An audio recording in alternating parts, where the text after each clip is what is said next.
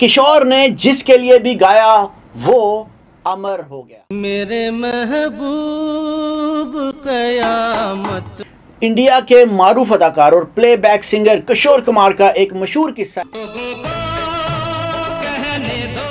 है कि वो अदाकार बनने के लिए खंडवा से बंबई थे। नाम निकलेगा तेरा ही लब से। उस वक्त उनके बड़े भाई अशोक कुमार बंबई फिल्म इंडस्ट्री के सरकर्दा अदाकार थे। जान जब इस दिले नाकाम से रुखसत हो। एक बार वो अपने भाई अशोक कुमार के बंबई टाकीज के दफ्तर गए।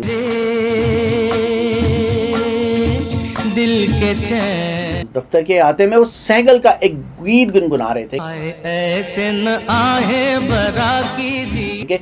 इसी दरमियान मारूफ मौसीकार खेमचंद प्रकाश फिल्म जिद्दी की धुनों पर काम करने के बाद वक्फे के लिए बाहर निकल चलिया तू चलिया। उन्होंने जब किशोर को गुनगुनाते हुए सुना तो उन्हें अंदर आने और मिलने के लिए कहा। क्या है भरोसा।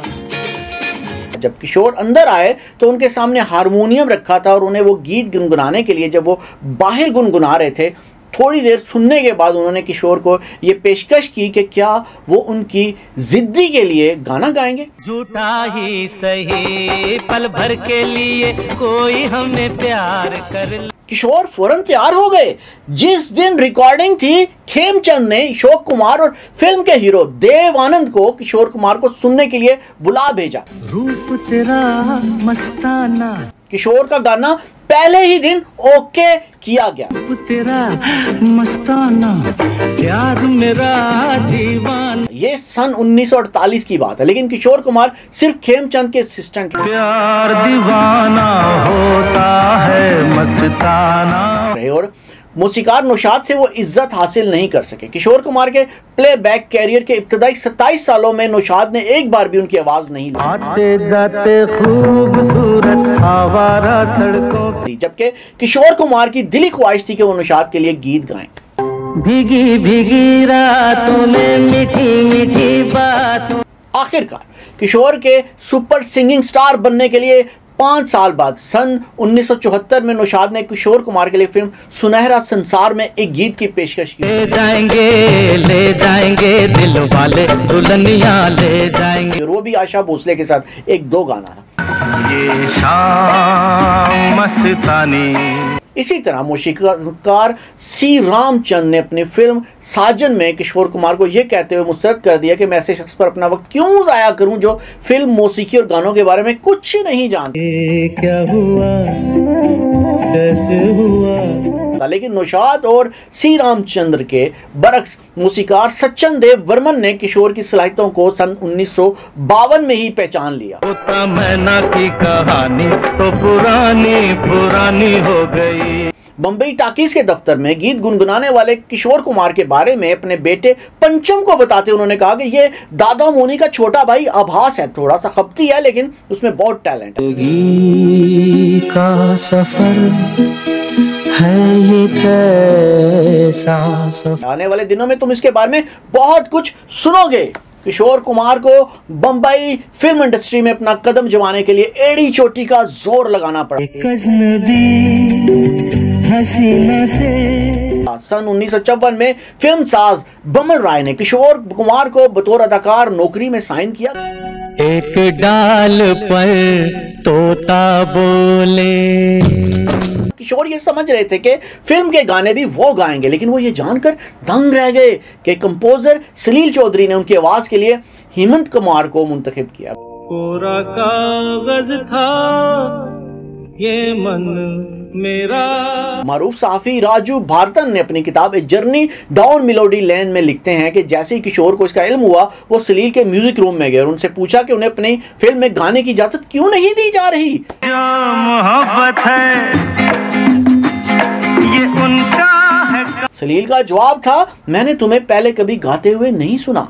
हैरान किशोर ने कहा, सलील दा कम अज कम आप मुझे गाते हुए सुन सकते हैं। तो छोड़ो भी जाने दो यार। जैसे ही किशोर ने गाना शुरू किया सलील चौधरी ने उन्हें रोक दिया और कहा, आप मौसीकी की ABC भी नहीं जानते, आप जा सकते हैं।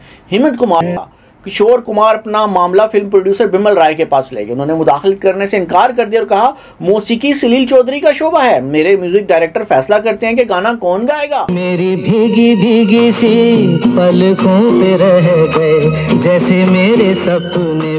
किशोर फिर अपने 2 रिकॉर्डों के साथ सलील चौधरी के पास गए, लेकिन उन्होंने उनकी एक नहीं सुनी और आखिर में हेमंत कुमार ने किशोर कुमार को अपनी आवाज दी।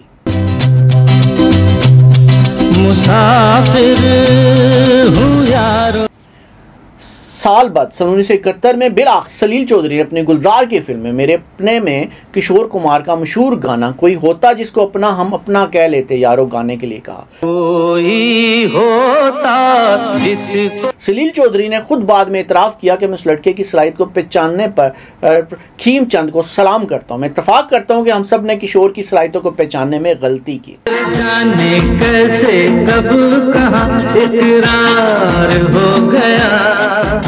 किशोर कुमार ने कभी क्लासिकल गाने की कोई तरबियत नहीं ली। हम सोचते ही रह गए और प्यार हो गए। इसके बावजूद हिंदी सिनेमा में क्लासिकल गाने के तजर्बाकार और सन 2005 में पद्म भूषण और 2007 में दादा साहब फाल्के अवार्ड हासिल करने वाले गुलकार मुन्ना डे ने अपनी स्वाने उम्री memories come alive and autobiography में इतराफ किया कि मुझे क्लासिकल मौसीकी से नाबल्द किशोर कुमार के साथ गाने में घबराहट होती थी। कोई भड़के। उनके गाने के खास अंदाज था जो क्लासिकी मौसीकी की बारीकियों पर असर अंदाज होता था और उनके साथ 2 गाने वाले साथी गुलकारों को कोफ्त में डाल देता था। दुनिया जो प्यासा रखे। जब मैंने फिल्म अमीर गरीब में उनके साथ मेरे प्याले में शराब डाल दे गाया, तू मेरे प्याले में शराब डाल दे, तो मैंने इस बात को साफ साफ महसूस किया। फिल्म साज और अदाकार देव आनंद ने शुरू से ही किशोर कुमार की आवाज को अपने लिए मुंतखब किया। वो अपनी स्वाने उम्री रोमांसिंग विद लाइफ में लिखते हैं, जब भी मुझे जरूरत होती थी कि किशोर मेरे लिए गाएं तो वो रिकॉर्डिंग स्टूडियो में माइक्रोफोन के सामने देव आनंद का किरदार निभाने के लिए तैयार रहते। मेरे नैना सावन भाग। वो हमेशा मुझसे पूछते कि मैं इस गाने को स्क्रीन पर कैसे गाऊंगा, फिर वो खुद को ढाल लेते और उसके मुताबिक गाना रिकॉर्ड कराते। घुंघरू की तरह बजता ही रहा। मैं हमेशा उनसे कहता कि जितना हो लहक कर गाएं, मैं आपके गाने का मिजाज को अपनी अदाकारी में ढालूंगा। दिल ऐसा किसी ने मेरा तोड़ा। सन 1969 में फिल्म आराधना की रिलीज के बाद किशोर राजेश खन्ना की आवाज भी बन गए। मैं शायर बदनाम।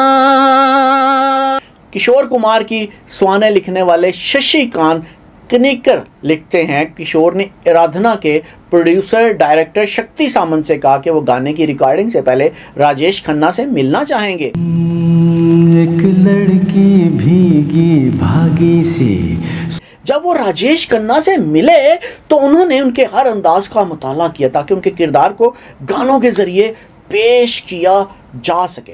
मिली एक अजनबी से कोई आगे न पीछे। राजेश खन्ना ने बाद में इतराफ किया कि गानों की शूटिंग के दौरान उन्हें एहसास हुआ कि वो खुद ये गाने गा रहे हैं, ना कि किशोर कुमार। क्या ख्याल है आपका। उनके 2 गाने मेरे सपनों की रानी, मेरे सपनों की रानी कब आएगी तू, और रूप तेरा मस्ताना, तेरा मस्ताना प्यार मेरा दीवाना फिल्म में शामिल थे, जिसने राजेश खन्ना और किशोर कुमार दोनों को नेशनल रेंज बना दिया। सचिन देव बर्मन यानी SD बर्मन की मौसीकी की हिदायत ने किशोर कुमार के गाने को सबसे ज्यादा निखारा। माना जनाब ने पुकारा नहीं। उनके बेटे RD बर्मन ने एक इंटरव्यू में कहा था, दादा किशोर को रिकॉर्डिंग से 3 दिन पहले उसकी धुनों को सिपोल टेप में भेजते थे। वो अपने स्टडी रूम में उन धुनों पर रियाज करते, किसी को भी उस कमरे में दाखिल होने की इजाजत नहीं थी। प्यार हो गया। और रियाज के दौरान उनका कमरा अंदर से बंद रहता था। किशोर उस धुन पर प्रैक्टिस के बाद रिकॉर्डिंग स्टूडियो में दाखिल होते। छूकर मेरे मन को किया तूने। एस.डी. बर्मन को याद करते हुए एक बार किशोर ने भी कहा था, एस.डी. बर्मन की एक अजीब आदत थी, वो अपने गुलकारों को फ़ोन करते थे और उनकी आवाज़ सुनने के बाद बगैर बात किए फ़ोन रख देते थे। तेरे जैसा यार कहाँ। ये उनका अपने गुलकार के गले की हालत चेक करने का अपना तरीका था। एक दिन रात देर गए उन्होंने मुझे फ़ोन पर कोरा कागज़ था ये मन मेरा, कोरा कागज़ था ये मन में की धुन सुनाई। हम दोनों जल्दी सो जाते और सुबह सवेरे उठ जाते। तो उस दिन दादा ने मेरी आवाज़ सुनकर फ़ोन बंद नहीं किया बल्कि मुझसे वो गाना गाने को कहा। लिख लिया नाम इस पे तेरा। मुझे जोरों की नींद आ रही थी। उन्हें गाना सुनाते वक्त भी मैं जुमाइयाँ ले रहा था, लेकिन पूरी तरह मुतमईन हो जाने के बाद ही मुझे दोबारा सोने की इजाज़त दी। ऐसा याराना। एक बार लता मंगेशकर ने उनसे पूछा गया कि आपको किसके साथ दो गाना गाने में सबसे ज़्यादा मज़ा आया, तो उन्होंने किशोर कुमार का नाम लिया, लेकिन उन्होंने ये भी एतराफ़ किया कि उन्हें किशोर के साथ गाने में बहुत परेशानी होती थी। याद करेगी दुनिया। लता ने कहा गाने के दौरान उनका मौसीकी और गाने के साथ कोई मसला नहीं था, लेकिन जिस तरह वो हंसाते उससे पेट में दर्द हो जाता था, उसे संभालना मुश्किल था। तेरा मेरा अफसाना।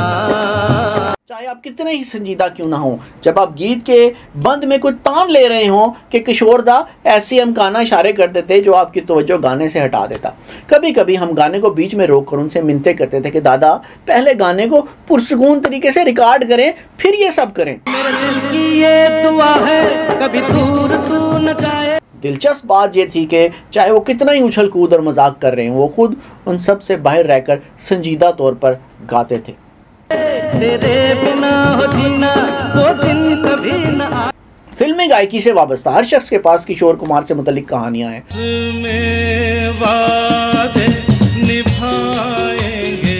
आशा भोसले कहती हैं कि किशोर दा अक्सर एक ऐसे लड़के के साथ रिकॉर्डिंग के लिए आते थे जो नज़र नहीं आता था। वो मुसलसल उससे बातें करते, लतीफ़े सुनाते और ऊंची आवाज़ में हंसते। कभी कभी वो मुझे भी अपनी गुफ्तगू में शामिल होने की दावत देते। ये ज़रा अजीब होता था, लेकिन हम सब का पूरा इंटरटेनमेंट होता था। अरे तेरे लिए आए तेरे ही दीवाने। किशोर कुमार के बारे में मशहूर था कि वो अपने पैसों को बहुत संभाल कर रखते थे, लेकिन गीत निगार सुमेर बताते हैं कि उन्हें बग़ैर उजरत के उनके वालिद अनजान के लिए कम से कम 10 गाने गाए। मुझे याद है कि कई बार उन्होंने मेरे वालिद को अपनी गाड़ी में घर छोड़ा जब वो हमारे पास गाड़ी ख़रीदने के पैसे भी नहीं थे। झूमे नाचे गाए आए रंग जमाने। जब उन्होंने चलती का नाम गाड़ी फिल्म बनाई तो मेरे वालिद से अपने गाने लिखने को और उन्होंने मार्केट रेट से ज़्यादा रकम अदा की। कैसे कैसे तो बेलाए तू क्या जाने। मशहूर फिल्म साज और डायरेक्टर सत्याजीत रे जब पथीर पंचाली बना रहे थे तो किशोर कुमार ने उन्हें 5,000 रुपये देकर उनकी मदद की। उन्होंने रे की फिल्म चारों लता के लिए 2 गाने भी गाए और कोई मुआवजा नहीं लिया। सन 1975 में इमरजेंसी के दौरान संजय गांधी ने मुंबई से मशहूर फिल्म साजों को म्यूजिकल नाइट में शिरकत के लिए मदऊ किया। सब कहते हैं तूने मेरा दिल ले लिया। बहुत से लोग दिल्ली गए थे, लेकिन किशोर कुमार ने ना सिर्फ दावत को ठुकरा दिया बल्कि ये भी नहीं बताया कि उन्होंने ऐसा क्यों किया। तेरे बिना जिंदगी से कोई शिकवा। शशिकांत खनेकर किशोर कुमार की स्वानी उम्री में लिखते हैं कि संजय गांधी ने उसे अपनी जाती तौहीन समझा। जाए इस तरह तो लहरें जिस तरह। और इत्तलात और नशरियात के वजीर विद्या चरण शुक्ला को फ़ोन किया और बताया कि किशोर के गाने किसी भी सरकारी मवासलाती नेटवर्क पर नहीं चलाए जाने चाहिए।